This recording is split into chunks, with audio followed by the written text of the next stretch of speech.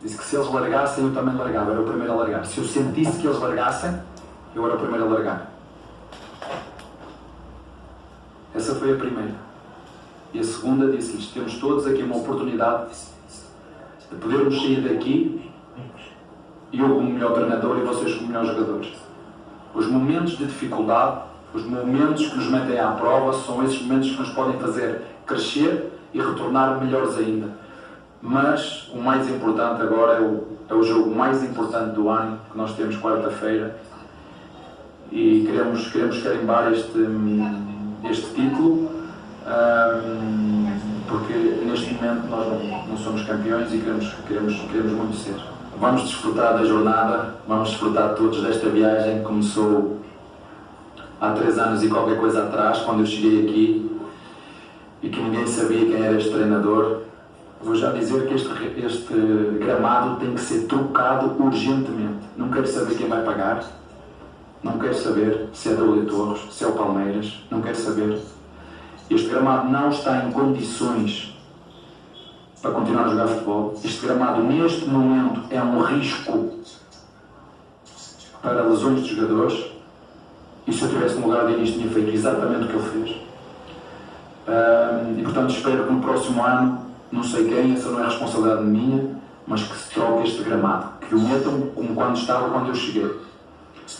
E na questão de testar para o Mundial, o nosso cronograma era de fazer a partida com o que alguém tiver de melhor para jogar na quarta-feira, que essa já era uma programação que a gente tinha desde praticamente quando a gente foi campeão da Libertadores. Então a gente vai procurar, dentro da medida possível, colocar o que a gente tiver de melhor para poder finalizar. No sentido de poupar alguns jogadores hoje, era muito mais pela sequência de jogos que a gente teve, e coincidiu esse jogo também ser contra o Palmeiras aqui num campo sintético, que é um campo que tem suas particularidades. Mas não é o fator primordial, não foi por conta do campo sintético. Embora o campo sintético é um campo que ele muda o jogo. E eu também, o Atlético Paranaense já, não é questão de time para propor que os campos de universidade tiveram. Acho que o jogo é uma outra partida, muda a técnica do jogo, a tática do jogo.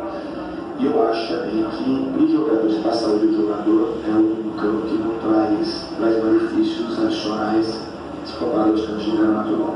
Eu também acredito que a melhor maneira de se preparar para o Mundial, de fato, é se entregar o máximo que a gente tem de energia no Campeonato Brasileiro. A gente tem feito isso. Todas as partidas que a gente jogou, depois da final da Libertadores, a gente tem sido sistematicamente comprometido com as partidas, não só com as partidas, mas com os treinamentos. E a gente que acordou que isso era a melhor maneira de se preparar para o Mundial. Então a gente tem jogar com toda a nossa energia no Campeonato Brasileiro, é uma das melhores maneiras do meu ponto de vista para se preparar para o Mundial. Aí, então, Fernando Diniz e Abel Ferreira são questões importantes. Essa do gramado, é a primeira vez que o Abel critica publicamente o gramado do Allianz Parque. Gramado que ele elogiava na chegada dele. Ele disse até que quando ele chegou estava em boas condições, hoje não está mais. Aí eu fui procurar aqui, o Palmeiras inaugurou o seu novo gramado começo de 2020, fevereiro de 2020. Antes da pandemia, para a pandemia, o Abel chega no fim do ano, mais para o fim do ano. Outubro. Exatamente. Quando foi instalado o gramado, me lembro muito bem das entrevistas dos gestores, dizendo que o gramado duraria em torno de 10 anos, né? E a gente percebe, pela fala do Abel, que depois de 3 anos, quase 4, o gramado não está em boas condições e que, de acordo com o Abel e com vários outros treinadores que já criticaram o gramado sintético do Allianz Parque, os gramados sintéticos de uma maneira geral, né, o gramado põe em risco os jogadores que lá atuam. O Diniz, por sua parte, diz que não foi o fator preponderante, né, o fato do Fluminense jogar hoje no Allianz Parque com gramado sintético para ter poupado jogadores, mas que sim ajuda na decisão. Enfim, é claro que se o gramado sintético fosse a melhor das soluções, os principais campeonatos da Europa seriam jogados em gramados sintéticos. Né? Se a gente for pegar as grandes ligas, são pouquíssimos os estádios, né? Nas principais ligas nenhum, mas há alguns estádios, um ou outro aí, em competições importantes na Europa, que se utiliza o gramado sintético. Eu, particularmente, acho que seria muito melhor se a gente tivesse ótimos gramados com grama natural. Mas também não acho... Você ter bons gramados. Exato, mas também acho que é melhor ter um gramado sintético bom do que um gramado natural horrível. Claro. Acho que a discussão sobre aliás, cabe pouco o debate sobre um certo aspecto, mas a discussão sobre a escalação do Fluminense hoje, eu acho que a questão de qual o tipo de gramado é a menos importante.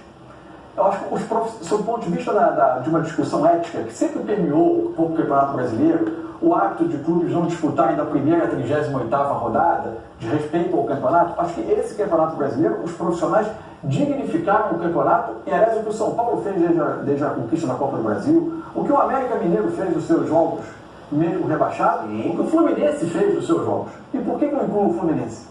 O Fluminense está numa situação absolutamente peculiar. Claro. Então, as 4 últimas rodadas do campeonato disputadas a cada 3 dias, esse sim é um debate.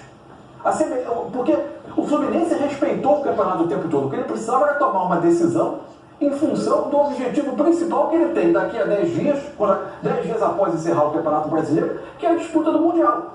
Ele jogar com o seu mesmo time, quarta domingo, para viajar, ele corria o risco de se fragilizar para o que se tornou após a Libertadores o principal objetivo do ano. O Fluminense respeitou o campeonato. Agora, quem não se dá ao respeito é o campeonato, claro. É a CBF com o seu calendário, que faz as rodadas finais serem jogadas a cada 3 dias, permitindo que o principal produto doméstico no Brasil, e o Palmeiras não é campeão por causa disso, mas o que aconteceu, de praticamente selar o título, num jogo em que um dos times está absolutamente desfigurado. Isso é péssimo para o campeonato. O bom do campeonato é que os jogadores, os principais jogadores, a principal qualidade técnica esteve em campo, em especial nas rodadas finais em que o título é decidido. Não é bom no campeonato que um dos times esteja desfigurado, quase forçado a isso pelas circunstâncias de calendário. Então não é que o Fluminense não respeitou alguém ou não respeitou o campeonato. É o campeonato que não se dá o respeito. Claro, isso responde muito bem aqui, por exemplo, ao Max Ingersheimer, aqui na nossa hashtag Troca de Passe. Ele diz: boa noite, Diniz. Não tirando o mérito do título do Palmeiras, mas pegou muito mal o Fernando Diniz colocar time reserva. Abraço.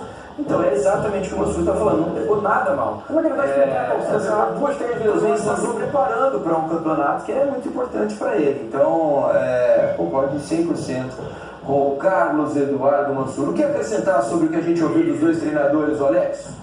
Eu acredito assim, é lógico que o Abel está feliz da vida, porque ele conseguiu encontrar uma maneira de remotivar praticamente o pessoal todo e de escrever uma história que na época eles julgavam possível, e se acontecesse seria realmente muito bem lembrado como vai ser.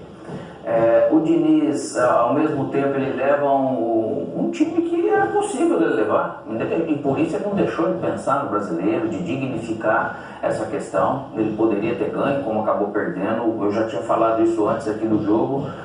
Não tem realmente peso nenhum a mais para o Fluminense, que é culpa do calendário, não é do Fluminense, não é do Palmeiras, não é de ninguém, e eles têm que lidar com isso, cara. Ele não pode realmente expor. Poderia vir com todo mundo e também perder.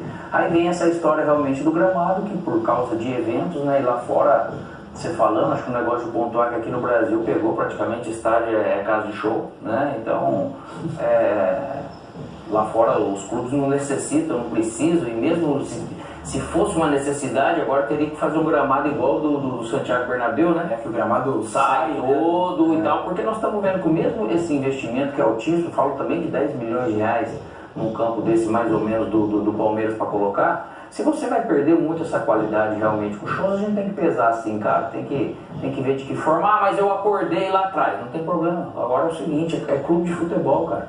Se eu posso fazer então de repente 10 shows a menos, que vai render menos alguns milhões, não tem problema. Ou vai ter que trocar realmente o gramado de novo, porque se está rendendo, então eu posso fazer isso a cada 2, 3 anos, também não tem problema. Mas eu acho que acaba-se o ano de uma maneira ética muito bem falada pelo Mansur, e ao mesmo tempo eu acho que o futebol sempre com reflexões para se fazer sobre o calendário de novo, que é responsabilidade sim da senhora CBF, e enquanto ela não assumir isso e quiser realmente mudar, ficar até refém às vezes de algumas das federações, eu acho uma pena acabar com o estadual, mas ao mesmo tempo é o único campeonato que precisa ser mudado. Aí a gente precisa simplesmente pensar numa competição anual, de repente, por times menores. Claro. Você nunca de esforço, né? Você nunca para pra pensar. Isso vai acontecer, porque O debate nem começa. nem começa por quê? Porque o presidente da CBF é eleito muitas vezes pelos presidentes das federações, são quem vota,